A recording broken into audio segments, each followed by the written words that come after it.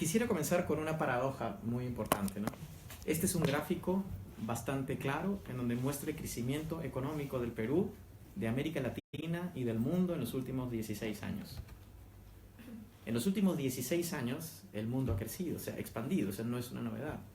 Pero lo que pocos saben es que la economía peruana ha sido una de las 5 economías de mayor velocidad, de mayor crecimiento en el mundo, de una forma absolutamente consistente, no solo en comparación al promedio del mundo, sino también en América Latina. Y no estoy hablando de un crecimiento económico que se restrinja a 1 o 2 años, sino un crecimiento económico permanente durante 16 años consecutivos. Ese crecimiento obviamente ha tenido consecuencias. Y la consecuencia más inmediata ha sido la reducción de la pobreza. Desde inicios de los años 2000, la pobreza se redujo de entre alrededor del 60% a lo que hoy que está bordeando más o menos el 20% de pobreza monetaria. Ojo, pobreza basada en el ingreso, de línea de la pobreza. Esto ha sido catalogado por muchas personas, sobre todo las que viven fuera del país, como un milagro. ¿Cómo es posible un país que crezca 16 años consecutivos, que la pobreza se reduzca a la tercera parte? Esto pues es algo realmente espectacular, según muchos críticos y muchos analistas, no solo dentro del Perú, sino fuera del Perú. Lo interesante de las cifras que le muestro es lo siguiente, es la paradoja que se encuentra con este crecimiento económico. Porque a la par que el Perú ha mostrado un crecimiento bastante sólido y consistente, tenemos que el Perú es uno de los países que registra los mayores porcentajes de anemia entre sus niños menores de 3 años. Es decir, gran crecimiento económico, pero un problema social profundo. 43% de los niños peruanos tienen anemia. La anemia es una condición en la cual los niños no pueden aprender porque no les llega oxígeno al cerebro. Anemia significa que tenemos bajos los glóbulos rojos en la sangre, que no permite al oxígeno llegar en las proporciones adecuadas al cerebro. Y por lo tanto las capacidades cognitivas no se pueden formar. Pero no solo eso. El Perú, la tasa de mortalidad infantil en los niños menores de 5 años es mayor al promedio de América Latina. Lo cual no tendría sentido si es que Perú viene creciendo 16 años por encima de todos los países de América Latina. ¿Cómo puede tener indicadores sociales, digamos, tan rezagados? La desnutrición crónica infantil, la desnutrición crónica, supera el 17% de todos los niños en el Perú y se ubica nuevamente por encima de la media latinoamericana. Además de eso, en temas educativos, existe un rezago muy profundo en la calidad de la educación en el Perú. Esta es una data de los resultados del test PISA de ciencias, en donde de una muestra de 76 países, el Perú está ubicado en el puesto 70, es decir, en los últimos lugares en temas de educación. Los gastos en innovación y desarrollo en el país casi ni aparecen por ser tan pequeñitos. De esta muestra de cerca de entre 15 o 20 países, el Perú es el penúltimo. Las inversiones que hay en innovación, en ciencia y tecnología son mínimos o casi inexistentes. Y otro dato muy importante que está correlacionado con muchos aspectos de la vida en el Perú es la informalidad. El Perú es uno de los países más informales del mundo. El 75% de los trabajadores en el Perú operan en la informalidad, sin ningún tipo de beneficio, con muy malas condiciones laborales. Entonces, la pregunta, regresando a este primer slide que les puse, no es simplemente ver las luces y las sombras y la paradoja increíble entre el crecimiento económico y las brechas sociales, sino la pregunta más de fondo es, ¿acaso no nos habían enseñado en la universidad que más bien los países crecían cuando invierten en salud, en educación, en ciencia y tecnología, en innovación? ¿No se supone eso? ¿No se supone que cuando los países tienen personas con mayores competencias, mayores habilidades, mejor sistemas de salud y que acceden a la posibilidad de emprender, no se supone que eso es lo que logra el desarrollo económico? Acá hay más que una paradoja. Y la idea de la presentación es justamente explicarles por qué esto viene ocurriendo en el Perú y qué es lo que podemos hacer para cambiar. El título de la presentación es ¿Por qué el Perú no se gradúa? Del chorreo a las políticas de productividad.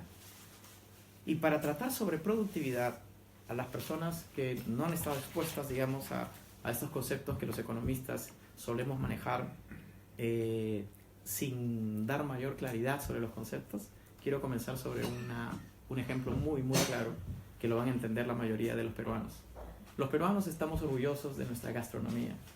Somos felices con nuestra cocina y creemos y estamos convencidos que nuestra cocina es la mejor del mundo. De hecho, este es un plato, es un seco de pato que me invitaron en el norte, en Trujillo. Y es una percepción en todo el país, en todo el territorio. Pero no solo es una percepción, es una realidad. Esta es la lista de los 9 mejores restaurantes del mundo en el año 2016.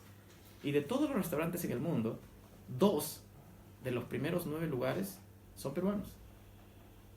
Más que italianos, más que tailandeses, más que indios. Es una realidad. Si es que la felicidad consistiera en comer bien, el Perú sería una potencia mundial. La gente iría a estudiar al Perú. El Perú tendría un poderío militar, ayudaría en términos humanitarios a varios países, tendría una silla en las Naciones Unidas. Si es que la felicidad se tratara de comer. Entonces la gran pregunta es, ¿qué hemos hecho los peruanos en términos de comida que nos ha llevado a un nivel tan competitivo y tan world class que hemos logrado estos progresos, no solo reconocidos en la percepción de los peruanos, sino con posiciones objetivas? La respuesta es muy simple. Es la combinación de varias cosas que son únicas en el Perú. En el Perú tenemos una cantidad de ingredientes impresionante. De los 105 microclimas que hay en todo el planeta, el Perú tiene 85. Es decir, en el Perú crece cualquier cosa. Si se te cae una semilla en el suelo y vuelves de acá 3 meses, hay un árbol. Es increíble la cantidad de productos y la cantidad de ingredientes que pueden crecer en el Perú en todo el territorio. Pero no solo eso. En el Perú tenemos a la gente, que es parte de la cultura, la creatividad, la innovación, de tener nuevas ideas, nuevas formas, de combinar los ingredientes, de crear nuevas cosas. Esa es una competencia muy marcada en el peruano. Pero la comida peruana no es solo la consecuencia de la suma de los ingredientes y la gente, sino también de la cantidad de migración que hemos recibido de muchísimas partes del mundo. El Perú tiene la primera migración, la más importante migración china en toda América Latina. Es la segunda más importante japonesa y ha recibido migración europea de todo tipo, italiana, alemana, francesa, española. Estas 3 características hacen que podamos combinar nosotros las cosas de tal forma que podamos ser absolutamente competitivos. Por lo tanto, el éxito de la cocina peruana no significa que tenemos más ingredientes, o que tenemos más gente, o que tenemos más influencia cultural. El éxito de la cocina es la capacidad de combinar las cosas de distintas formas que nos permiten crear de una forma mucho más diversa. Y esto se da además en todo el territorio nacional. La frase, por ejemplo, que siempre utilizamos, esa de 1 más 1 es igual a 3, se da en el caso del Perú, en donde por cada cosa nueva que uno incluye, la cantidad de platos diversos que pueden crecer es mayor que 1. Y esto se llama productividad. Ese es el concepto de la productividad. El concepto de la productividad es esa magia por la cual yo junto una cosa con otra y puedo crear más de un producto. Es algo tan sencillo, un ejemplo muy sencillo, como jugar Lego. Yo juego Lego con mis hijos casi todos los días y me pareció que este era el ejemplo más claro. ¿Con cuántas formas, cuántas cosas podemos hacer con un set de Lego de este tipo?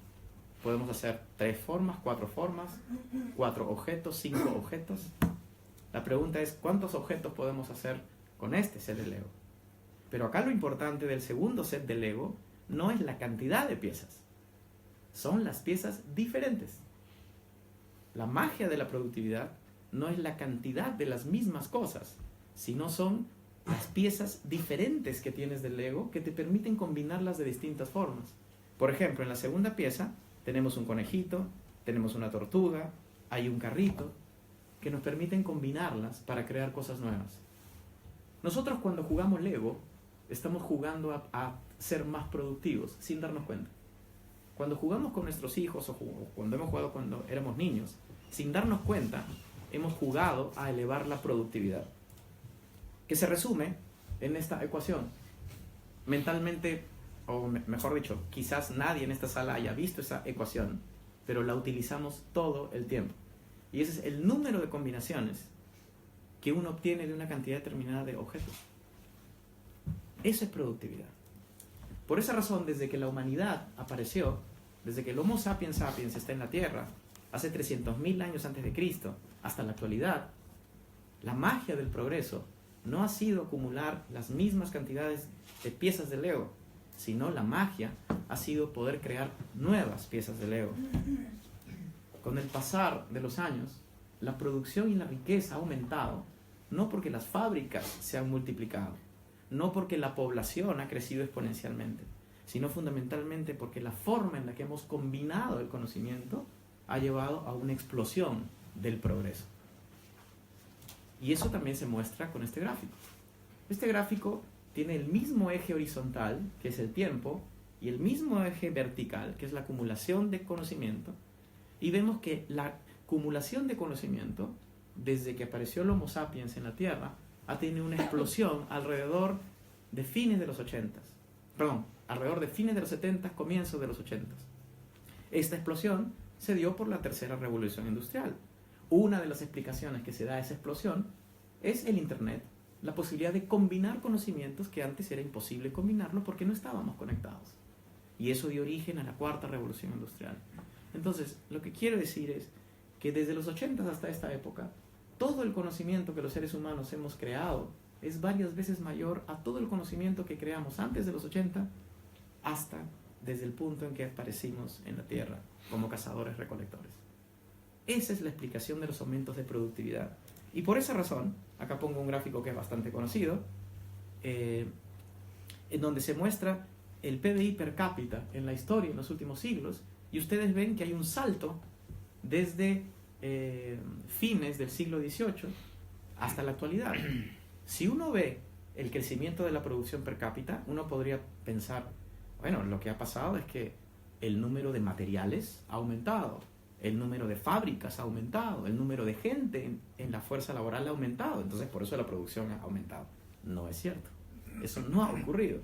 Lo que ha ocurrido nuevamente es que hemos creado nuevas formas de combinar piezas y eso ha dado un salto en la producción, en la riqueza de la humanidad. Hasta ahorita todas buenas noticias, eso ha sido el progreso, pero eso ha tenido costos. Y uno de los costos más salientes ha sido el aumento de la desigualdad.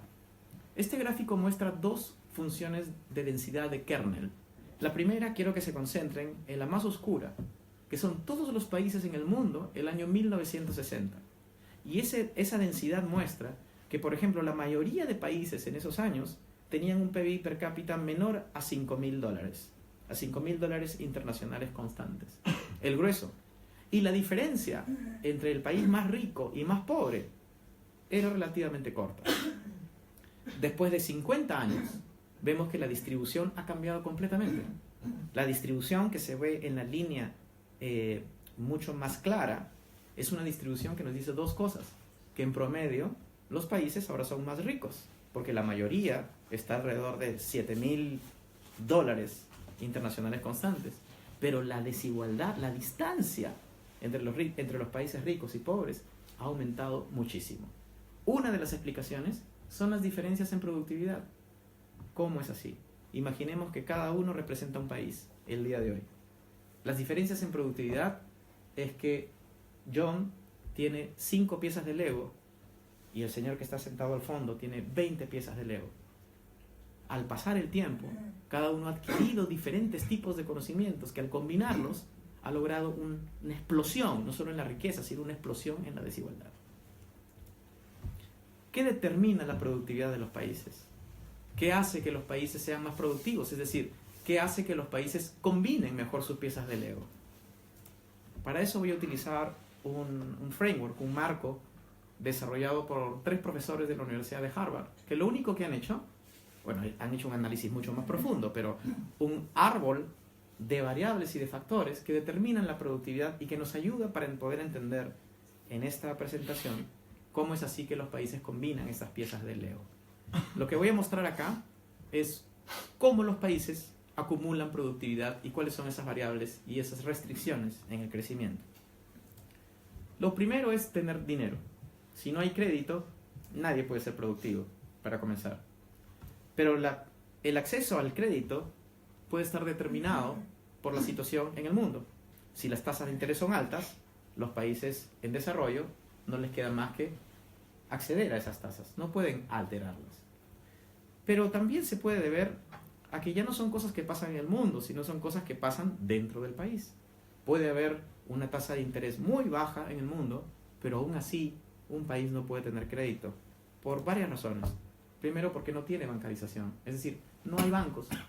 Uno se va a varios países en América Latina y se va a Ceja de Selva y no va a encontrar ninguna sucursal de banco. Entonces, por más que haya liquidez, no va a poder tener acceso al crédito porque no hay bancos, ni de acceso físico ni de acceso virtual. Pero la otra explicación es que hay bajos ahorros. Es decir, uno va a un banco que sí existe en la esquina, pero pide dinero y le dice, señor, disculpe, no tenemos la liquidez para poder darle el crédito.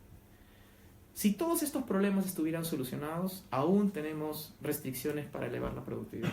Porque podemos tener el dinero, pero no nos rinde. ¿Conocen ustedes empresas que han podido conseguir el crédito y después de 3 años han fracasado? Claro, porque el dinero no es la única restricción para los aumentos en productividad. Hay otras razones. Puede ser por culpa del entorno, en donde estoy sacando adelante mi emprendimiento. Por ejemplo, la geografía. Perú es un país muy diverso. Selva, costa, sierra. Los desastres naturales, los cambios climatológicos, las lluvias, el estado de las carreteras. Si yo tengo que llegar en el Perú de un punto A a un punto B, la carretera no se construye como una línea, sino se construye como una serpiente, porque en el medio hay como 30 montañas. Todas esas cosas determinan también elementos de productividad, pero también el capital humano. Yo puedo tener acceso al crédito, puedo tener una geografía favorable, pero si no tengo la gente, nunca voy a poder combinar el conocimiento, si no tengo personas que tengan las competencias. Y también infraestructura. Y ahí me refiero no solo a la infraestructura física, que es bastante obvio, los puentes, las carreteras, sino fundamentalmente a la conectividad virtual. Si no existe conectividad virtual, no voy a poder elevar mi productividad. Pero además se puede deber no solo al entorno en el que el negocio opera, sino al entorno del propio negocio. Y eso tiene que ver por fallas del gobierno, como por ejemplo la existencia de corrupción. Si yo tengo internet a full velocidad, si mis trabajadores son extraordinarios, si tengo acceso al crédito, pero tengo un juicio comercial y el juez siempre sentencia en mi contra porque recibe una coima, entonces nunca voy a poder crecer, nunca voy a poder ser productivo. Igual con la delincuencia, por ejemplo. Y también con los riesgos macroeconómicos, que son por todos conocidos. Nadie puede ser productivo, nadie puede combinar sus piezas de Lego si es que los precios suben todos los días, si la inflación se dispara, si el tipo de cambio no lo podemos predecir. Y finalmente, para terminar la historia, las personas tampoco podemos ser productivas si es que vivimos en un entorno en donde no hay muchos productos diversificados. Y ahí me voy a detener muy rápidamente. Los productos se crean como consecuencia de productos ya existentes. No es que las personas se levantan al día siguiente inspiradas, genios, y dicen, voy a producir un iPod o un iPhone. Cada producto es una consecuencia del conocimiento previo que crea la humanidad. Y por lo tanto, cuando uno vive en un entorno donde hay muchas innovaciones al mismo tiempo, la probabilidad de innovar algo diferente es mayor. Y finalmente, la existencia de bienes complementarios. Si yo quiero emprender en un negocio de hacer vasos para tomar agua, lo primero que me tengo que cerciorar es que hayan empresas que me ayuden con el diseño del vaso de agua. Si esas empresas no existen, yo no voy a poder emprender. Es importante tener servicios complementarios. Me voy a quedar acá. Este árbol, lo que nos dice, en pocas palabras, no son los únicos factores, es simplemente con un efecto didáctico de ver cómo funciona la productividad. Cada una de esas variables es una pieza de Lego. Las piezas de Lego son de distintos colores, de distintos tamaños, de distintas formas. Un país progresa y eleva su productividad cuando todas estas variables funcionan bien. Entonces ahora es más fácil comenzar a pensar en los países, Colombia, Ecuador, Perú, qué variables funcionan bien y qué variables no funcionan bien. Y así podemos entender dónde están las restricciones, dónde están los cuellos de botella para poder elevar la productividad. Entonces, la pregunta de fondo, y toda esta explicación que hemos hecho en los últimos slides es para llegar a este punto. El Perú, cuando les mostré ese slide del crecimiento económico increíble de los últimos 16 años, permanente, consecutivo, la pobreza que se redujo a la tercera parte, la pregunta es, ¿el Perú creció porque los peruanos fuimos más productivos? ¿Porque combinamos las cosas mejor? Con creatividad, con educación, con innovación, con ciencia, tecnología, con salud, ¿o no? Y la respuesta es bastante clara, no. Este es un gráfico que muestra el desglose del PBI per cápita en el Perú desde el año, ya no veo ya, de 1960 hasta hace unos pocos años. La línea azul es el PBI per cápita.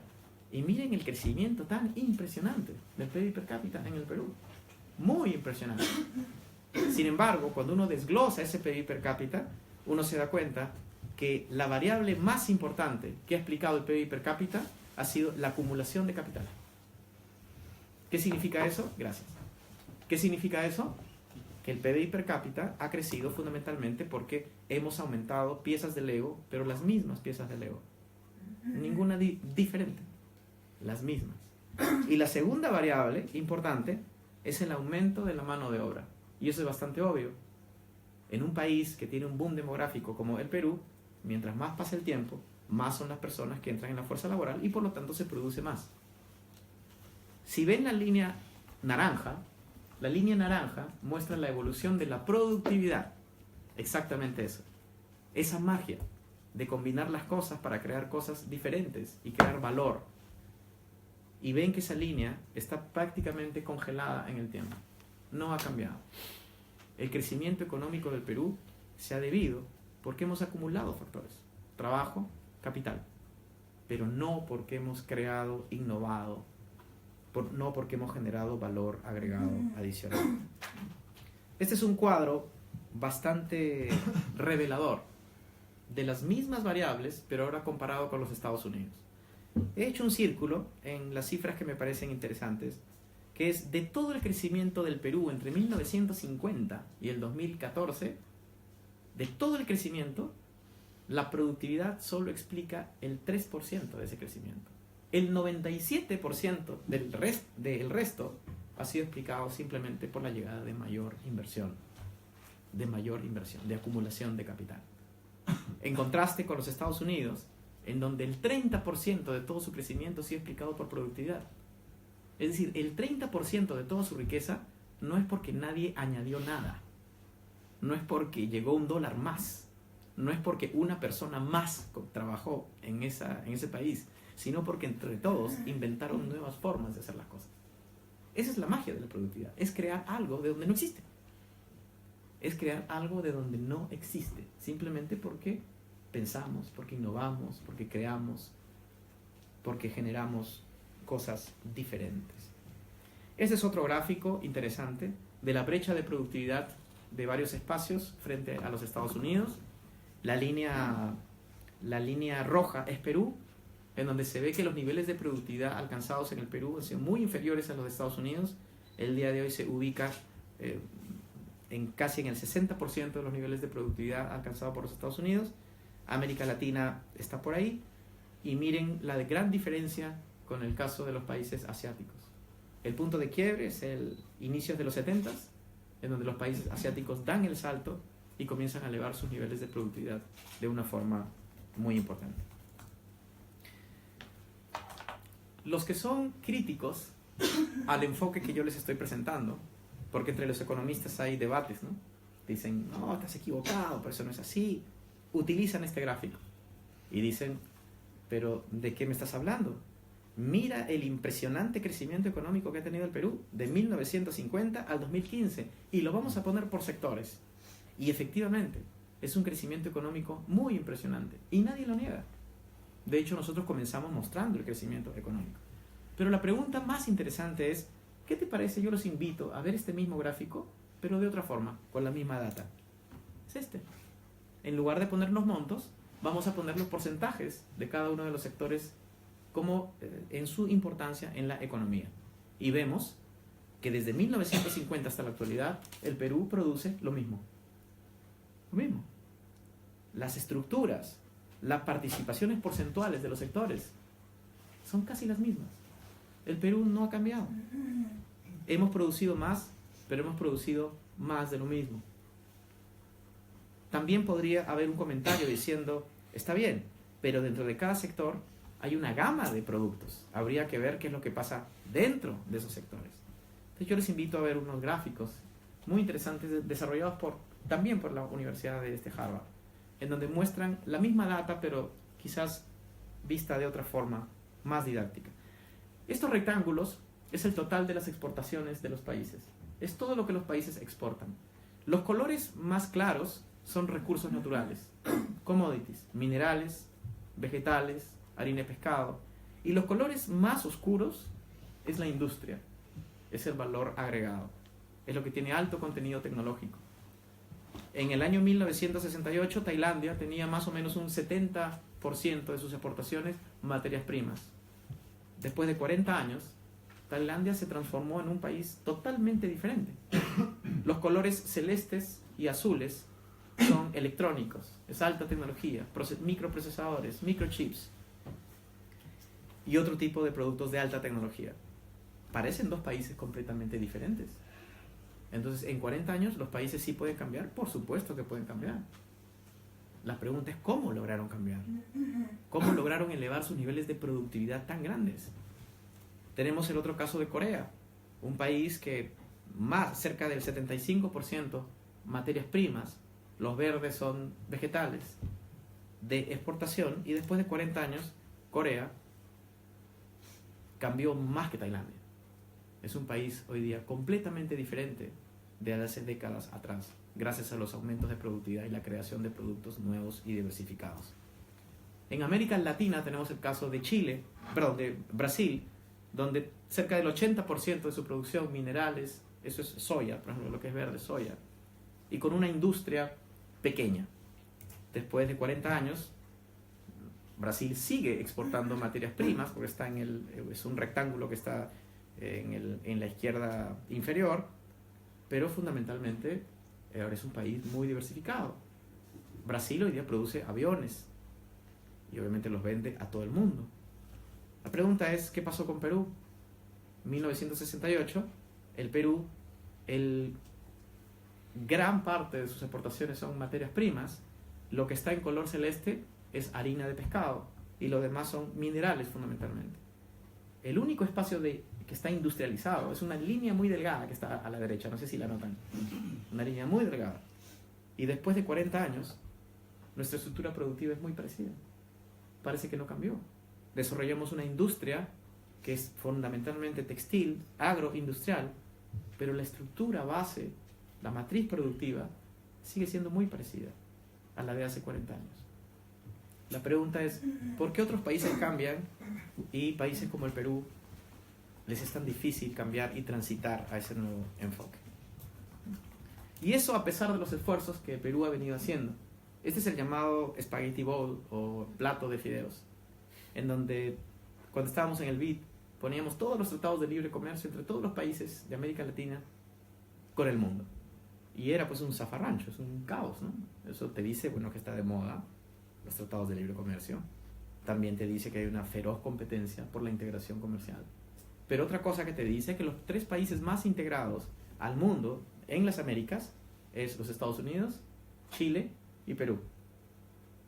Entonces, yo me pregunto, como economista, ¿no se suponía que integrándonos al mundo y globalizándonos íbamos a lograr progreso, innovación, crecimiento, riqueza? Y la respuesta es bastante simple. La integración y la globalización son una oportunidad, pero no son suficientes. La globalización y la integración es una gran oportunidad siempre y cuando tú tengas algo que vender. Si tú te integras con los vecinos, tú tienes una bodega y haces conocer a todo tu barrio que tienes una bodega, bien por ti, has hecho tratados de libre comercio con todos. Pero si los vecinos van a tu bodega y no encuentran nada que comprar, entonces ¿de qué te sirve haberte hecho conocido? En el caso peruano, todos hablan de nosotros. The Economist, el Wall Street Journal, Washington Post, el crecimiento de los últimos 16 años, muy impresionante en el Perú. Es como si tuviéramos una tienda en la 42 con Broadway. Todo el mundo quisiera tener una tienda ahí, para que los expongan, para que sepan que venden. Pero lo menos interesante o lo más dramático en el caso peruano es que cuando los consumidores entran a la tienda del Perú, no encuentran mucho para comprar, porque no tenemos cosas que ofrecer. El 75% de nuestras exportaciones son materias primas. El 75% de nuestras exportaciones. Entonces, regresando al tema del ego, el Perú ha crecido. Por supuesto que ha crecido. Y lo he mostrado con datas. Esta es la forma de crecimiento del Perú. La misma casa, las mismas piezas, y ahora tenemos una casa más grande con las mismas piezas. Pero los países desarrollados han crecido de otra forma. Han crecido de tener una casa simple a tener una casa no solo grande, sino diferente. Tienen cosas nuevas y la forma de combinarlas ha sido diferente. En esta casa veo, por ejemplo, que tiene ahí para jugar básquet, que tiene para cortar el césped, tiene su arbolito, hasta cable tiene. Esa es la forma en la que los países progresan. No porque suman, sino porque con lo que tienen crean cosas de la nada, crean cosas nuevas, sin necesitar una ingesta adicional de recursos. A eso se le llama productividad. Este gráfico lo voy a pasar muy rápidamente. Los países que están en color rojo son los que exportan fundamentalmente recursos naturales y los de azul son los que exportan bienes con alto contenido tecnológico. Hay varios mensajes en este gráfico, pero solo voy a dar uno. La elasticidad, o algo más sencillo. Cuando los países que están en azul incrementan en un porcentaje la innovación, el crecimiento que obtienen es más que proporcional, a diferencia de los países que están en rojo. Es decir, innovar paga, crear paga, ser productivo paga. Otra gran pregunta o otro gran argumento de los críticos, que los he recibido en el Perú y en América Latina, es decir, ¿por qué tanto te quejas? ¿Y por qué tanto se quejan de que no estamos creciendo sobre la base de productividad? Si estamos creciendo. Mira el crecimiento, mira la reducción de la pobreza. Y a pesar que tú les hables de las brechas sociales y esas cosas que son inaceptables para un país como el nuestro, que viene creciendo 16 años consecutivos y 43% de nuestros niños tienen anemia, eso que es inaceptable. Pero bueno, algunos economistas dicen, bueno, pero estamos creciendo. Entonces, para romper ese argumento hay que explicar, ¿es necesario crecer sobre la base de productividad o es un capricho de algunos economistas locos como nosotros? La respuesta es absolutamente necesario crecer sobre la base de productividad por varias razones. Primero, porque si no crecemos sobre la base de productividad, las brechas económicas, sociales y políticas aumentan entre las distintas regiones y los países. Voy a ponerle un ejemplo. Si yo sigo creciendo sobre la base de lo que ya tengo y el país vecino comienza a crecer sobre cosas nuevas, adivinen qué va a pasar con las desigualdades entre mi país y el otro. Van a crecer en el tiempo. Y esas brechas económicas van a traer conflictos de distintas. Ya están trayendo conflictos en el mundo. Entonces, uno es eso. La segunda es que un país que crece sobre la base solo de acumulación de factores se hace absolutamente vulnerable. ¿Qué significa eso? Significa de que si yo crezco sobre la base de commodities y recursos naturales, el progreso de mi país no depende de mi esfuerzo, sino depende de los precios internacionales de los commodities. Si el precio del cobre cae 15%, el impacto en la economía peruana es brutal, es devastador. Si los minerales caen 20-25% en su precio, es como si hubiera habido una guerra civil en el Perú. Una persona no puede abdicar a su destino si no controla su economía, sus ingresos. Los países que no controlan sus ingresos son prisioneros, son absolutos prisioneros y no pueden planificar, no pueden gestionar, no pueden salir adelante con sus propios recursos. Y finalmente, el progreso se hace más lento. El progreso se hace más lento. Cuando uno crece sobre la base de productividad, la rapidez con que la riqueza se forma es mayor, y se lo he mostrado en el gráfico del PBI per cápita mundial, cuando da un salto enorme, cuando comenzamos a tener incrementos en productividad importantes. Entonces, crecer en acumulación de factores hace que nuestro progreso sea cada vez más lento. Por esas razones es importante apostar por un crecimiento basado en productividad. Y la pregunta, por lo tanto, es, bueno, ¿qué hacer? Ya hemos mostrado qué es la productividad. El Perú no ha crecido en la base de productividad, porque es importante crecer en productividad. Y la pregunta con la que voy a terminar la presentación es, ¿qué hacer entonces? Y eso me llamó la idea de este monito, por la siguiente razón, porque yo estoy convencido que las personas y los países evolucionamos como han evolucionado las especies, que los procesos de selección natural son más comunes de los que nosotros creemos.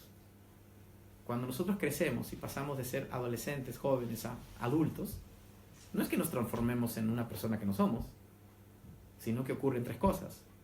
Cuando pasamos de ser jóvenes a adultos, primero, dejamos de hacer tonterías que hacíamos cuando éramos jóvenes, dejamos de hacer cosas. Segundo, hacemos cosas nuevas que no hacíamos cuando éramos jóvenes. Pero lo tercero es que seguimos haciendo algunas cosas inclusive desde niños. Esas tres cosas pasan cuando las personas evolucionan y cuando las especies evolucionan. Tres cosas a la vez. Primero, se cancela parte del ADN. Segundo, se crea nuevo ADN. Y tercero, se mantiene ADN. El caso del monito es un ejemplo muy lindo, porque este monito ve en un espectro de 2 colores, solo de 2 colores. Los seres humanos vemos en un espectro de 3 colores. Y esto ocurre porque cuando nuestros ancestros vivían en los árboles, ¿cierto?, se desarrolló un cambio genético que permitió ver en un espectro de 3 colores. Y eso originó 3 transformaciones. La primera es que se canceló ADN del oído. Los monos comenzaron a escuchar menos porque ya no era necesario. Si podías ver en un espectro de 3 colores, eso significaba que podías acceder a más frutos, que podías divisar más riesgos, que podías hacer una serie de cosas que el oído ya, no te resultaba tan útil como antes. Entonces se cancela ADN. Segundo, se crea ADN por esa capacidad de ver en 3 colores, pero se mantiene una porción de ADN muy importante. Este monito es muy parecido a nosotros, aunque muchos de ustedes no quieran reconocerlo. Tenemos las mismas manos, la misma estructura corporal. Yo creo que los países deben de ser lo mismo. Y por esa razón, nosotros somos muy críticos de las posiciones extremistas. De que cuando vienen visiones políticas extremistas y te dicen la solución para que salgamos adelante y para que la nación salga adelante es vamos a destruir todo esto, vamos a incendiar el país, vamos a comenzar de cero. Las cosas nunca ocurren así, sino ocurren de una forma más progresiva sobre la base de esta idea de la evolución. Entonces, ¿cuál es la evolución que debería de pasar el Perú? Primero, entender cuál es la situación actual. El Perú, estos últimos décadas que han permitido el crecimiento que se le he mencionado, se ha basado en este enfoque económico. Es un enfoque de arriba hacia abajo, el llamado trickle down, en donde yo apuesto incondicionalmente por la gran inversión, porque apostando por la gran inversión me va a generar empleo y se va a reducir la pobreza. That's it, no hay nada más que discutir, es así de simple. Entonces, para yo mover la gran inversión, primero dejo de proteger el medio ambiente, flexibilizo las condiciones laborales. Cuando aparecen lobbies, me hago el loco, es decir, hago como que no los veo, promuevo los monopolios y los oligopolios, porque es la única forma de mover el modelo y hacer que funcione. Este modelo necesita estabilidad macroeconómica. Por eso que en el Perú la estabilidad macroeconómica es tan sólida, porque es parte del modelo. Pero también significa que este modelo está basado en la acumulación de capital. Porque lo más importante para que todo se mueva es que el capital se mueva. Por eso está fundamentalmente basado en la acumulación de capital y por esa razón ya no nos sorprenden los gráficos que les mostré. Pero también este modelo requiere 2 tipos de políticas. Políticas para los de arriba y para los de abajo. Los de arriba significa los capitalistas. Tratar de que el capital, que la gran inversión tuviera todas las condiciones necesarias para moverse, pero políticas para los más pobres porque necesitas programas sociales, de asistencia social, para que este enfoque sea políticamente viable, porque si no la gente te sale a las calles. Entonces, políticas para arriba y políticas para abajo. Y este es un enfoque absolutamente insostenible. Y es insostenible ¿por qué? Primero, porque depende de variables que nosotros no controlamos. Precios internacionales, si los precios internacionales se mueven, el modelo se cae. Es insostenible porque no permite una protección sostenida y responsable del medio ambiente. Es insostenible porque de esto depende los lobbies, los oligopolios, los monopolios. Por eso no es sostenible. No se retroalimenta. Ese es el trickle down, el chorreo basado en los recursos naturales. En un país como el Perú, que tiene inmensas cantidades de recursos naturales y donde ha basado su crecimiento de esa forma, no solo en las últimas décadas, sino en los últimos 200 años de nuestra independencia política. ¿Cuál es el modelo sobre la base que los países desarrollados crecen y progresan? No es el modelo lineal, sino es el modelo circular, que es en la mayoría de países, en casi todos los países de la OECD, es un sistema más circular que lineal. Es un sistema que comienza por las personas. Es un sistema que se enfoca en las potencialidades de las personas como el motor de la riqueza y el motor del crecimiento. Cuando las personas tienen capacidades, tienen talentos, tienen habilidades, en la misma retórica de Amartya Sen, es cuando todo se desencadena. Y ahí es que recién las capacidades de las personas generan consumo, generan emprendimientos, generan proyectos, generan ideas, generan creatividad, que es lo que atrae recién la inversión. Y la inversión que atrae es inversión de todo tipo, la pequeña, la mediana y también la gran inversión. Los inversionistas van a los países en donde encuentran más potencial de utilizar su capital humano, para comenzar. Es la inversión la que genera empleo y es el empleo el que reduce la pobreza. Y cuando se reduce la pobreza, significa que más personas son más competentes y más hábiles para poder nutrir todo el circuito. Es un circuito circular que está basado... Perdón, ¿qué hice? Menos. Ahí está. Que está basado también en estabilidad macroeconómica, por supuesto, pero sobre todo en aumentos de productividad. Ya no en acumulación de factores, sino en aumentos de productividad. En políticas ya no para arriba y para abajo, sino políticas para el medio, que son las grandes clases medias. En el Perú no hay políticas universales y deberían haber políticas universales. Las políticas universales son las políticas que no diferencian a nadie y que es educación buena para todos, salud buena para todos, internet de alta calidad para todos, buenas carreteras para todos. Ese tipo de políticas en el Perú ha estado ausentes en las últimas décadas porque el enfoque económico no ha sido basado en las personas, sino ha sido basado en la gran inversión. Luego, ese es un enfoque que es sostenible, que es un enfoque que se nutre a sí mismo y que genera los incentivos dentro del propio sistema para poder seguir adelante. Es lo que los economistas llamamos un modelo de crecimiento endógeno, porque las condiciones para su avance o su sostenibilidad se dan dentro del propio sistema. Y esto es la economía desde el medio, o porque, bueno, en castellano no tiene una traducción, disculpen, pero en inglés en la literatura está muy presente y se llama Middle Out Economics. Middle Out Economics, que es el progreso comienza y termina en las personas y en sus capacidades.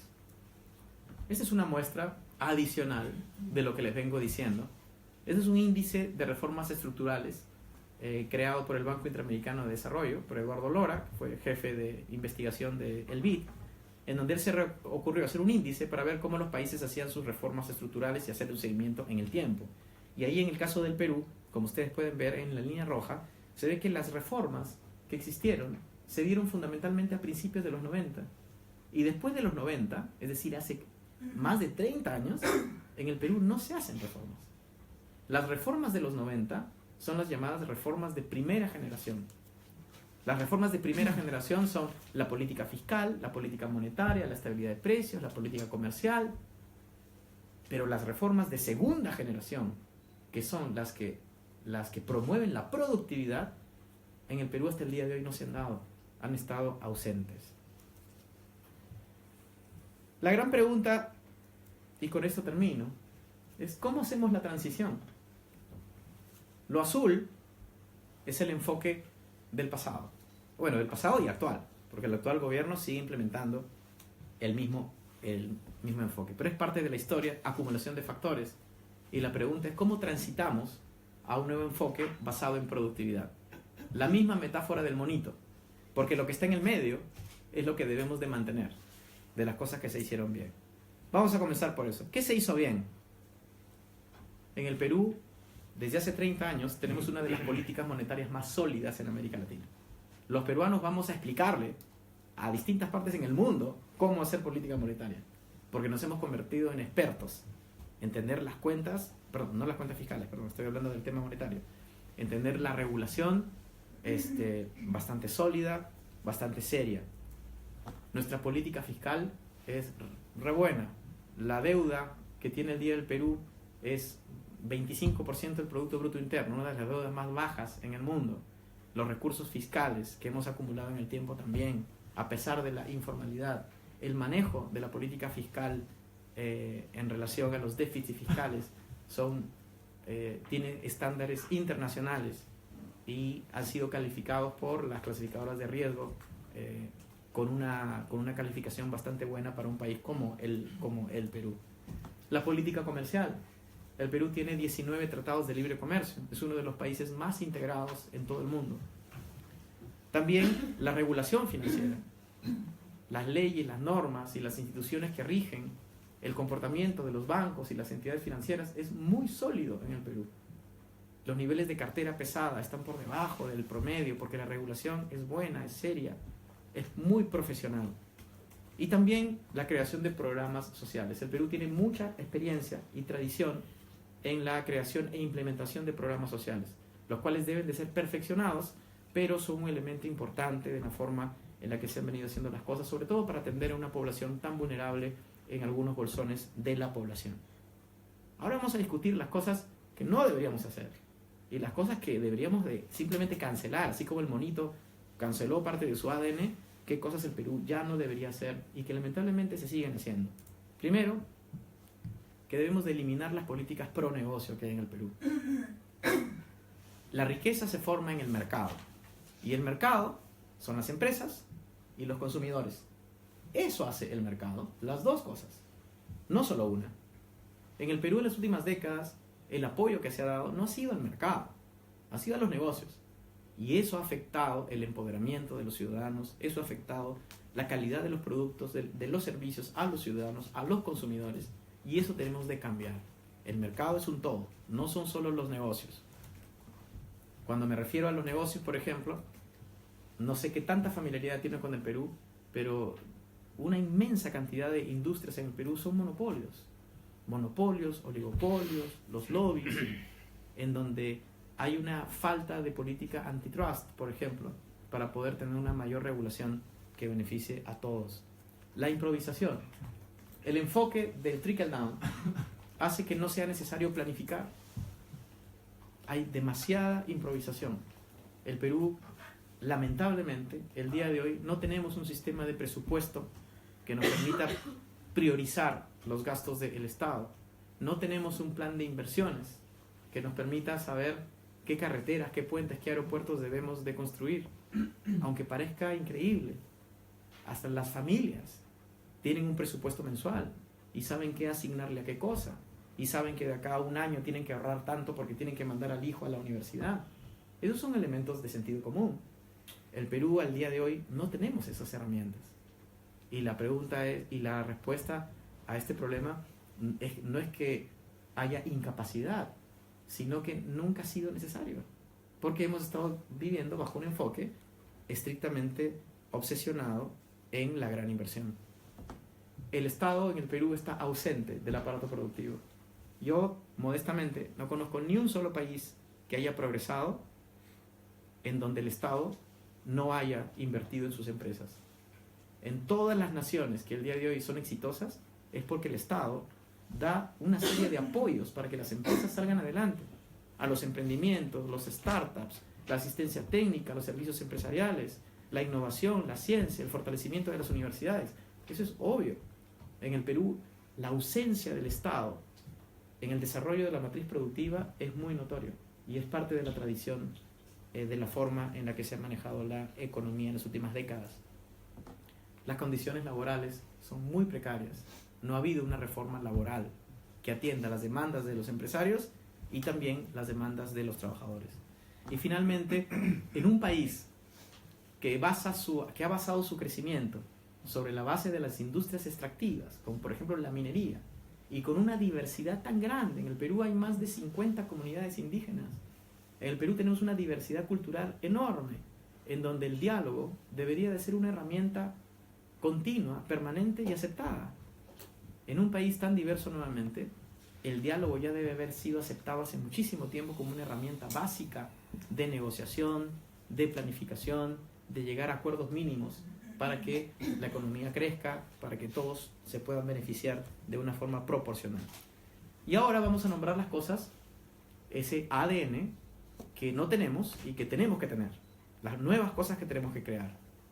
Muy rápidamente, las políticas pro mercado, que ya mencioné, el fortalecimiento de las leyes antitrust, que acá los monopolios no se pueden crear porque a alguien se le ocurre, ni los oligopolios tampoco. Los lobbies tienen que ser igualmente regulados y darle más empoderamiento a los ciudadanos. Pero también la planificación estratégica. Necesitamos crear un arreglo institucional que sea como una agencia de planificación en donde le diga al Perú en dónde debemos de estar en los próximos 40 años y que establezca cuáles son las líneas matrices para que esto sea una política de Estado. Hay países como Colombia, por ejemplo, en donde los candidatos presidenciales no pueden ofrecer cualquier cosa, porque los candidatos deben de ofrecer las cosas que estén dentro de los espacios en donde la agencia de planificación ya ha definido. Eso debería ser lo más sensato. Necesitamos crear un arreglo institucional que planifique el desarrollo del Perú. ¿A dónde queremos llegar? ¿Qué queremos ser? ¿Cuál es el rol que debería de cumplir el Perú en América Latina y en el mundo? ¿Cuáles son los espacios en donde tenemos más oportunidades? ¿Cómo debería apoyar el Estado? ¿Cuántas carreteras necesitamos? ¿Qué tipo de puertos, aeropuertos? Ese tipo de acciones que son tan fundamentales, parte de la planificación estratégica. Necesitamos implementar las reformas de segunda generación, que se basan en productividad. ¿Cuáles son? Educación. Necesitamos una reforma urgente, educativa, que comience en la educación inicial, porque la mayor parte de las capacidades cognitivas se forman en los niños de 0 a 5. Si uno no invierte en los niños, después va a ser muy difícil de poder hacer que puedan cerrar las brechas. Las reformas de segunda generación también son salud a nivel de la niñez, pero también la conectividad virtual, el marco jurídico, el ordenamiento territorial, una serie de reformas que en el Perú no se han dado por no ser parte del enfoque del trickle down. La política laboral, que ya la mencioné, la institucionalización del diálogo como una oficina que esté adscrita al presidente de la República, en donde el representante puede estar en los gabinetes de ministros con el presidente, haciendo un reporte de todos los procesos de diálogo que hay en todo el territorio nacional, haciéndole seguimiento, planificando y aplicando la prevención en lugar de la reacción, en el caso peruano. Y finalmente, la reforma del Estado, el uso de las tecnologías de la información, la reforma del servicio civil, que son elementos fundamentales para poder tener mejores políticas públicas. Todas estas variables que están incluidas en el enfoque de productividad, que han sido implementadas o vienen siendo implementadas en muchos países en el mundo, en el Perú todavía no hemos comenzado. Y la pregunta es, ¿por qué? Si somos conscientes que otros lo hacen. La respuesta es porque no hay incentivos para hacer estas reformas, porque el modelo económico estaba basado en otras prioridades, que son el movimiento o los incentivos a la gran inversión y este enfoque del chorreo que les he mencionado. Y con esto termino. Este slide lo iba a poner al principio, el primer slide, pero decidí ponerlo al final. Y es que cada vez que pienso en América Latina y en el Perú, esta imagen se me viene a la cabeza, que es la imagen en donde todo está trabado, en donde es muy difícil hacer las cosas. Yo he vivido 12 años en los Estados Unidos. Amo a mi país. Me encanta mi país. La primera vez que regresé, la primera sensación que tuve fue qué lindo es vivir en el Perú. Pero al mismo tiempo, Qué difícil es vivir en el Perú. Todo es complicado. No sé cuántos de ustedes han ido al Perú, pero vivir en el Perú debería ser más fácil. No es fácil. Los trámites, la burocracia, todo lo que pides. La gente se pone encima de uno. No hay orden, no hay estructura. Tenemos acá el grandote, ¿no? Que es el bus. Que porque es grandote te mete el carro. Entonces tú te tienes miedo y sales. Pero como es grandote, se sube a la vereda porque los ciudadanos no les interesa absolutamente nada. Tienen los de la moto que tratan de meterse por cualquier espacio porque son chiquitos. La señora que lleva a los estudiantes al colegio y también pobrecita está con los niños y nadie la respeta. Entonces, esa es la situación que vivimos en la región y en el Perú. Y este desorden no es culpa de los peruanos. Este desorden es responsabilidad de un Estado que nunca tuvo una visión estratégica de lo que quiere hacer con el país. Y una visión que se base en las personas. Si tú basas tu política económica y tu manejo económico en las personas, todo comienza a ordenarse. Porque cuando tú inviertes en un niño, no solo lo vas a hacer un mejor emprendedor, profesional, estudiante, sino lo vas a hacer un mejor ciudadano. Lo vas a hacer una persona empoderada, que reclame sus derechos, que luche por sus derechos. Y las cosas se van a comenzar a mover a través de la creación de competencias en la gente. Cuando la gente tiene competencias, entonces las carreteras se hacen de mejor calidad, la corrupción baja, el tráfico mejora con nuevos sistemas. Pero debemos entender eso, de que todo comienza por las personas. Todo comienza y todo termina en las personas. Muchísimas gracias. Ahora estoy abierto a cualquier pregunta, comentario que pudieran tener. Esta es, como les repito, la interpretación de lo que ocurre económicamente en América Latina y en particular en el Perú, y es parte de lo que venimos discutiendo y compartiendo desde el Partido Morado en distintos centros académicos de muy alto prestigio como este. Muchas gracias.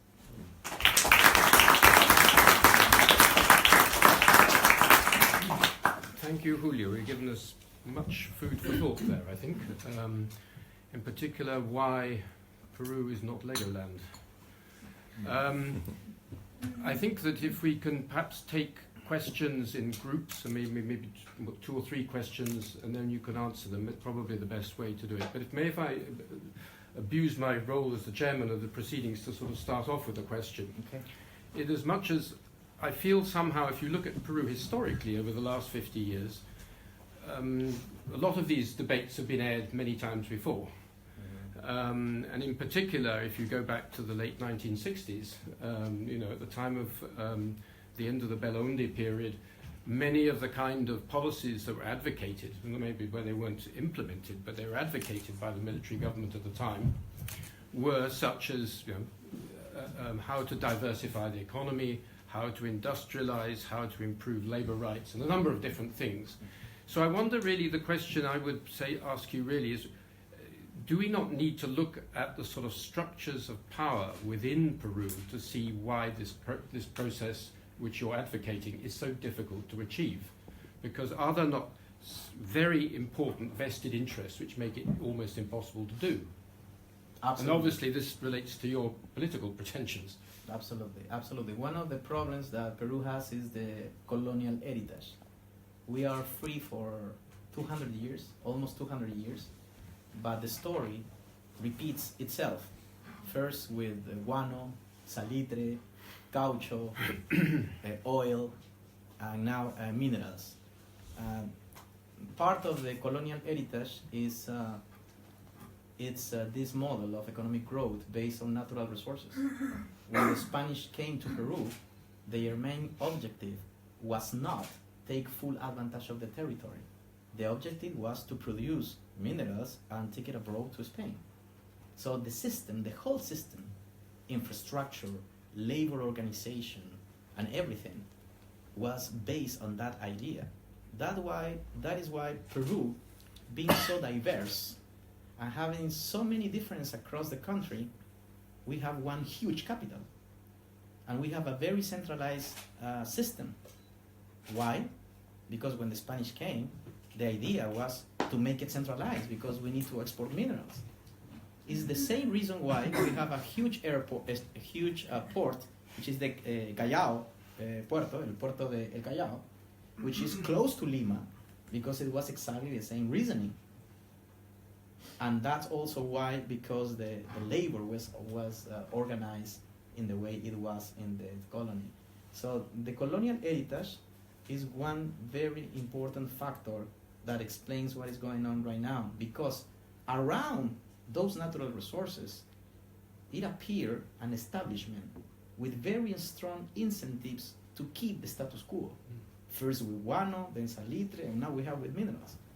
There are many people who are benefiting from this image. Chaos doesn't mean that everybody is doing very bad. Chaos means that a few people are gaining a lot with chaos. And the establishment is part of that. If you combine a very strong establishment which benefits from this chaos, not only these years, but through Peruvian history, and you combine that with a citizenship that is not empowered, then you have the perfect formula for this chaos. Because the only way the establishment could be confronted is an empowered citizenry. People who go to the streets, who claim for their rights, to fight to change things. But how could we do that if in Peru we have one of the lowest quality of education in Latin America? So that's one of our challenges. Having said that, I will say that the colonial heritage is an explanation, but it's not a justification. I can explain something, but I cannot justify something, because the responsibility is our responsibility. And in order to change things, Peru will need a generation of strong leadership to understand and to confront the situation. Not in a confrontational way, not in a violent way, as some extremists are proposing, but in a smart way. You know, educating people, building capabilities in people is not gonna face any threat. It's not gonna face any threat. I think there are ways within democracy to start these changes, but the first thing is to understand the vision, the message, and to understand the past. Okay, let's have some video. Following up on Professor Crabtree's question, so I was wondering about your opinion on government reform. Obviously, we need to change some things at the government level in order to change the economic model and carry out economic reforms. And my question would focus on the short-term reforms. What would be the priorities for Peru at the moment? What do we need to change in order to then be able to change the economic model, and then also in the long term formulate economic educational policies that will help us keep growing? Yeah. There are many specific reforms within the state reform as a whole, but I will say that the most important is the bureaucracy, is the public service reform. In any company, in any serious company, you have workers who know exactly what is the level of the roles and the salaries, and everything is clear and transparent. You know that you could be an intern, and then you could be like an assistant, and then you can be promoted to a research, and then senior research, and then maybe manager, right? This is really clear. Well, in Peru, we don't have that. There is no career, there is no public service career in Peru. What are the consequences of that?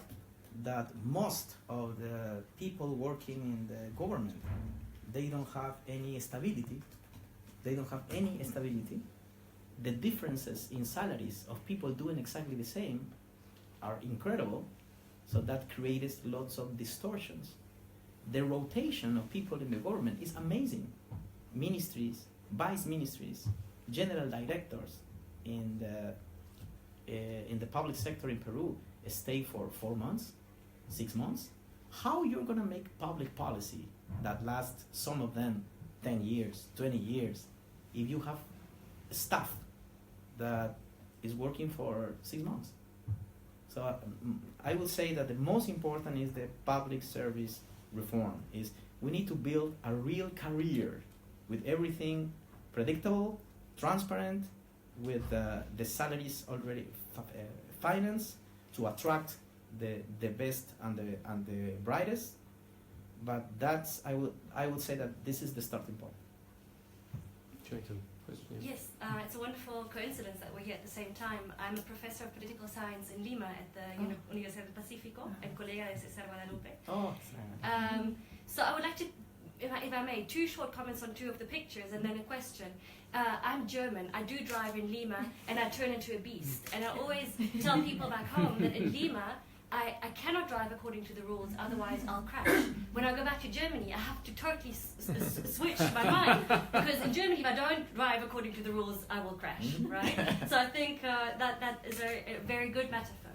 I'm a little bit critical of the image you had of the empty shelves, which will lead me to the question. Maybe it's because of income inequality in Lima, but it's not my experience when I go to the stores.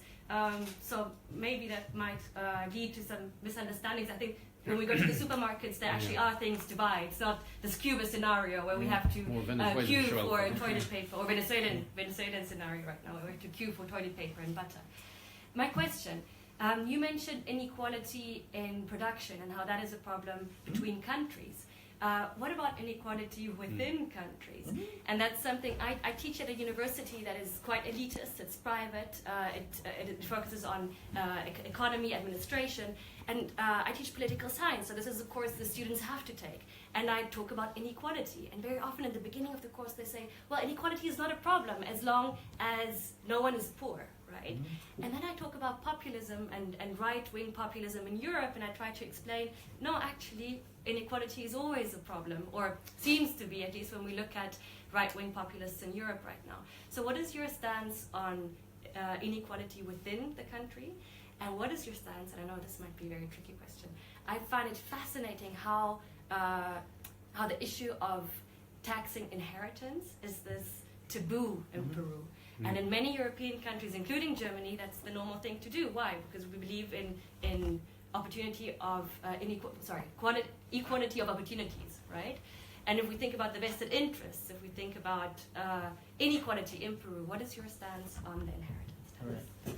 First of all, the image of the store where there is nothing there, it is a metaphor saying that in Peru as a country cannot sell many things because we have a portfolio of exports very limited. That's the idea. In terms of inequality, I totally agree with you. There are four different methodologies of measuring inequality, not only within the country, but also across countries, but also across peoples as world citizens. Within the country, inequality has been growing, and there is lots of evidence across the globe that it has been increasing. And I disagree with the person who says that inequality within the country is not important as long as nobody is poor. Why? Because there is solid evidence telling you that relative inequality is even more powerful than absolute inequality. Carol Graham is a researcher at the Brookings Institute. She was my PhD advisor, and she's specialized in happiness, in studying happiness. Of the Latin American Center. Carol is amazing.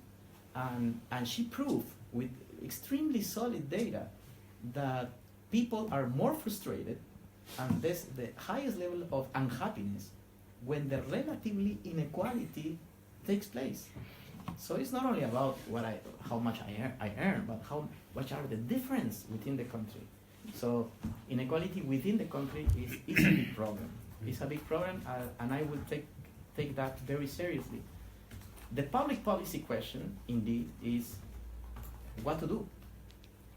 You have, in my opinion, two ways. To try to distribute the wealth, to distribute income by public policy, and the other way is to distribute the tools that leads to social mobility. In my opinion, I will prefer to concentrate the capital asset in distributing capabilities.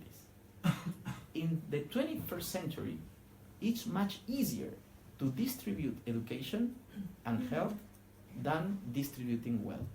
It's much easier. We have asked, even the developing countries with poor fiscal resources can now invest on science and innovation and capabilities of their people. So I really believe that our focus should be in investing on people's minds. And of course, there are going to be ways of distributing wealth. You know, tax reform. Peru needs a review of the whole tax reform because it's very unequal. Absolutely, I will agree on that. But in general, as a very broad perspective, if you tell me where did you put your capital assets, I will put it on building capabilities on people, because it is absolutely proof that when you educate a child, that child, you know, their education is the highest premium in comparison to money put in the bank, or even investing in water, or, you know, the best investment right now is education on children. And this is very much the experience of Thailand and Korea, wasn't it? I mean, back in the 1950s and so forth. I mean, it's a very clear lesson. Other questions? Yes. Yeah, I wanted to ask, like, how we translate like this concept of productivity, which is quite abstract, like, into concrete actions, like, from your point of view, and considering like the geographical conditions of Peru, which are the sectors that Peru can potentially be quite competent in international markets if we have to put investment in productivity in terms of, like, is it the development of industry, is it the development of services? And also considering this condition that is quite common with Latin American countries, that it's a fact that we cannot depend on raw materials exportation only, because as you mentioned, this is quite vulnerable. But how we can translate this productivity in terms of investing in what? And considering the particular characteristics of Peru, which would you narrow your proposal in terms of that? Yes, there are two views in the academia. One is exactly what you're saying. Government should choose some industries or sectors in which they decide strategically to help to build productivity. Okay, this is called picking the winners. Ireland did that, for example. Korea did that, for example. And there is another view who tells, you know, the best way of achieving productivity is not to choose any sector. It's just to give incentives, productive incentives, and lets the economy to reveal itself the most competitive industries. Which one is better? None of them. It depends on the context. If you have a country with a very solid institutions, and you have a government who has a lot of high quality information, for instance, the first one could be better. Why? Because if you apply picking the winners in a country like Peru, this is not going to work. What is going to happen is that corruption is going to be everywhere, because everyone is going to like to take advantage of the incentives, breaking the law, you know, finding holes. My perspective for a country like Peru is to create a platform of entrepreneurial services that goes from the beginning of the idea, the beginning of an enterprise, to a big corporation. It's an enterprise of services that give innovation services, science, technology, entrepreneurships, technical assistance, funding, investment capital funds, startups, etc. To create a platform to provide to the private sector, but not the government choosing which is the best. Let the private sector to reveal which one is competitive. But this help need to be a conditioned help. It's like the carrot and the hammer. You give the incentive, but you have your hammer. If the company doesn't fulfill what was agreed, you stopped their contribution. There should be a program in which the responsibility is shared. That didn't happen, for instance, in the 60s and the 70s with the idea of the military government to diversify the economy. There were incentives, but there were not conditions for that. So one of the best practices in Latin America about what I'm telling you right now is Corfo. Corfo is a development bank in Chile who has many years doing this. It's very successful, helping companies to grow and to diversify the economy. Chile is having some problems in keeping diversifying the economy, but they have done a very good job. Another interesting case is Sebrae in Brazil, which has a mix of picking the winners and also demand-oriented services. But having said that, if you ask me, which sectors do you are sure that if you create your platform are gonna become the most competitive because of the conditions that they have right now? I will tell you agro industry, textile, and tourism. These three sectors. Yes. Yes. Well, thank you for your explanation. It's clear about the growing productivity. I would like to know, I'm not expert in politics, but I understand, and it's happened before, that when a new government wants to come in and establish it, then they face a lot of difficulties because of past government actions and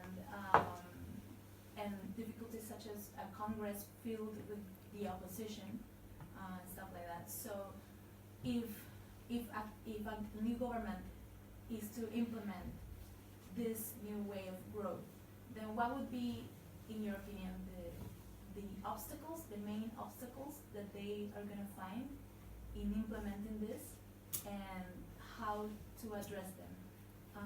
And maybe a second question, what would be your approach to addressing corruption in Peru? Okay, thank you. That is a really, really good question, because ideas, if you cannot enforce ideas, change is not going to happen. I will tell you that the most important requirement to implement policies, good policies, it's an organization. Political parties are needed. One person, a bunch of people are not going to change a nation's future. We need to build institutions in Peru. And which are the institutions that are able to implement public policies? Political parties. If you're not committed to build political parties, it means that you don't understand really how progress is built in a democratic society. So why political parties?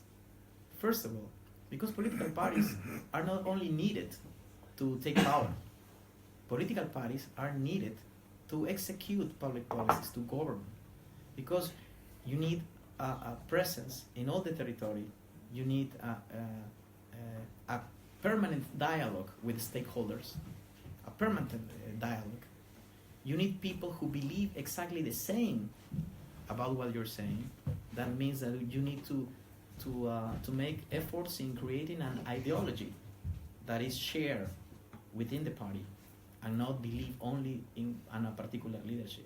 So political parties, I would say, is the single most important factor in order to assure the implementation of public policy. For your second question, how to deal with corruption, first of all, we need to be aware that corruption is not going to end in 5 years or 10 years. Corruption is a structural problem and has been accumulated over the years. Which is important is that you have that you are able to map all all the interventions in which corruption could decrease in Peru. There are a lot of measures that could be implemented, but I will tell you just one, what I think is one of the most important. A very vast majority of corruption practices happen in the judiciary. With the prosecutors and the judges. In Peru, there are thousands of judges and prosecutors. So the question, Leslie. So the question is, if the problem are the prosecutors and the judges, who selects them? Who chooses them? According to the Peruvian Constitution, there is a committee, there is an entity, there is an institution that is called Consejo Nacional de la Magistratura.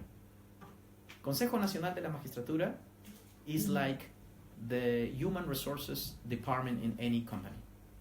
If you would like to hire workers, you ask the manager of the human resources department to interview and to hire workers. If something bad happens, that means that if that worker, was a corrupt guy, who is responsible for that? The manager of human resources, right? Well, in the Peruvian state, the idea is exactly the same. Consejo Nacional de la Magistratura is the equivalent of the human resources department of any other company. They choose the judges and the prosecutors.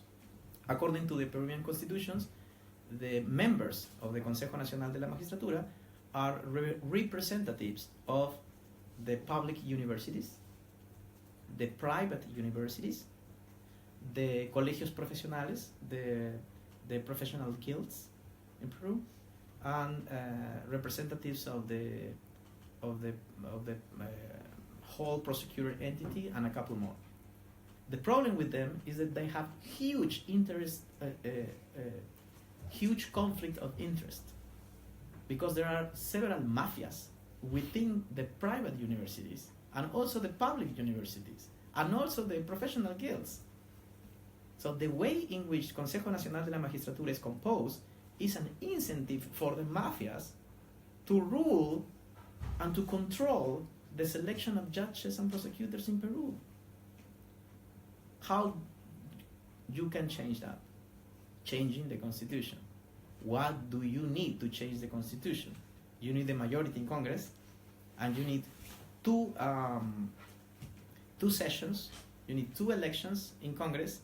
That at least you need to accumulate 2/3 of all congressmen twice in order to change that. It's possible?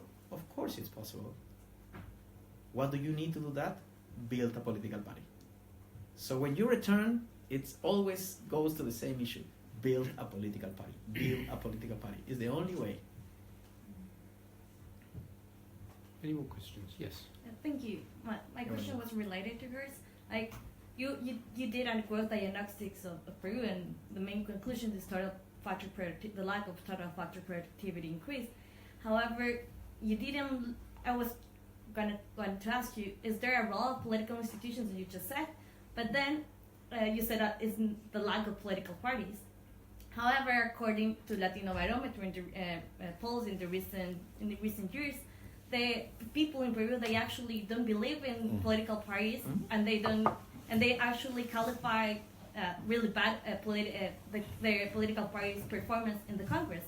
So all political scientists acknowledge that you need political parties in order for democracy's functions, but how could in Peru and more in all Latin American countries could you jump from this bad conception of political parties to actually see political parties as your vehicle to public policies and good democratic implementation? Yes, because the idea is to build different political parties. In Peru, 83% of Peruvians does not feel represented by any political party now registered in Peru. But that doesn't mean that Peruvians do not like politics. Peruvians do not like the kind of politics that they have now, but that doesn't mean that they don't like politics. So the idea is to build and to practice a different kind of politics. And this is not only a Peruvian phenomenon, it's an international phenomenon. But we cannot give up to the idea of building parties, because we are lying to people. This idea of caudillo, I'm going to resolve your problems, I'm going to take advantage of the whole social media phenomenon and Facebook and everything, and I will tell you that I will resolve your problems, and I communicate you to Twitter, and the world is going to change because of that. Is lying to people. The only way is to building institutions, and our responsibility as new politicians is to build different kind of parties. What means different kind of parties? Zero corruption, returning to people's issues. People in Peru, at least, when you go to Peru, I travel a lot and I talk to people all the time. They're worried for 4 things: security in the streets, their children's school, the health center, and public transportation. That's it. They don't care about what's going on. They don't care about, and they just want their problems to be solved. the daily basis problems. People want politicians who don't lie. In our campaign, it was revolutionary because we said it's impossible to change a country in 5 years. This is the first time one politician said that, because everyone is telling you, is giving you the idea that in 5 years everything is gonna be like Disneyland. This is not gonna happen. We're not gonna lie. 90% of the population in Peru wanted the army on the streets in order to fight for violence in the streets. Most of the other politicians said, yes, I'm gonna make that happen. We need the military in the streets for cheers. We said no. I prefer lose votes instead of lying to people. You cannot put the army on the streets because you need to change the constitution just for the beginning, and secondly because more people are gonna be dead instead of preventing violence. Now in Peru there is a huge discussion about death penalty for different reasons. Violence against women, for instance. And most politicians are saying, yes, death penalty, but just to win acceptance, because people want the death penalty. But we said, no, we're not gonna lie. I'm gonna explain to you why this is not possible. We need to reject like 3 international agreements in order to do that. Secondly, it's gonna take us 10 years until we do that in order to implement the death penalty. Third, there is no empirical evidence telling you that the death penalty decreases violence. Who has the courage of telling this to people? That is doing politics differently. And we have 30% of popularity in Peru. Even though we are saying all these things, we have still 30% of popularity in Peru. Politicians believe that people want to hear what they want. This is partially true. Most people want to hear the truth, and they said, okay, I don't like that, what you're saying, but I appreciate that you're not lying to me. That is making a different political parties. Doing politics differently, for instance, it's to start including sectors of the population that has been absolutely excluded from politics. Women, young people. In our party, there is no restriction for young to take any responsibility in the party, even the presidency of the party. The only restrictions that young people have are the constitutional restrictions and the Peruvian law, but not in our party. There are other parties who has, age limitations for those kind of. In a country in which 60% of the population is young, you cannot establish, restrictions or limitations, something like that. Our most important connection right now are the young people in Peru, because they want something different. They want more transparent. They want explanations to things. So I think our responsibility is to build different political parties based on different values. Right, we're running out of time. I'll take one more question. My question is regarding informality, because you showed that Peru has one of the highest rates in the region, and I think unless informality decreases, productivity is not going to be able to increase. So how do you think that the government should tackle that problem? Mm-hmm. Yeah. Again, informality is a structural problem that comes over time. There are 2 approaches, 2 academic approaches to informality. The first one who tells you that the companies they want to be formal. They want to be taxed, to pay taxes, but it's the system that has these high barriers that prevent them to do that. Okay? So the policy recommendation in that scenario is to decrease the barriers, decrease taxes, implement technology to make administrative issues simpler, etc. The other approach is saying that it's not the fact that companies and firms that are informal want to be formal. It's because they are so tiny that their productivity is so small that even if you apply to them a very small tax base, they're not going to pay that. Not because they don't want to, it's because they cannot afford to do that.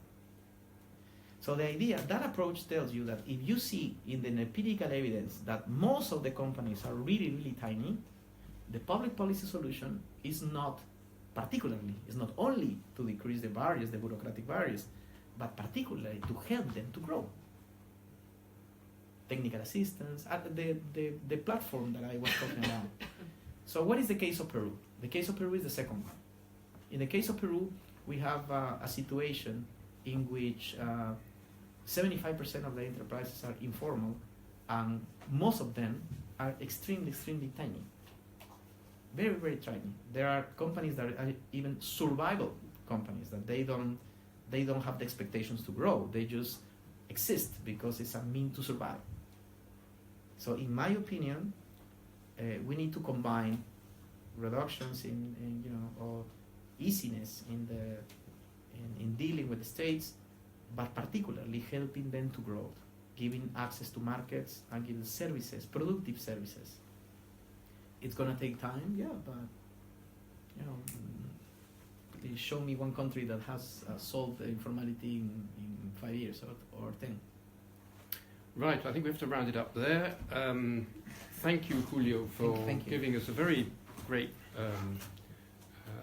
view of, and wide-ranging view of Peru and its problems and possible solutions.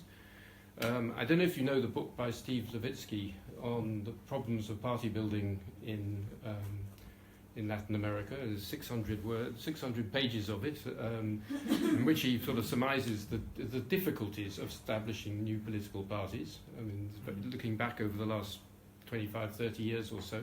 But let's hope that you can prove him wrong. So thank you very much.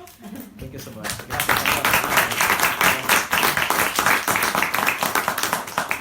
Gracias a todos. I'm gonna leave the presentation here just in case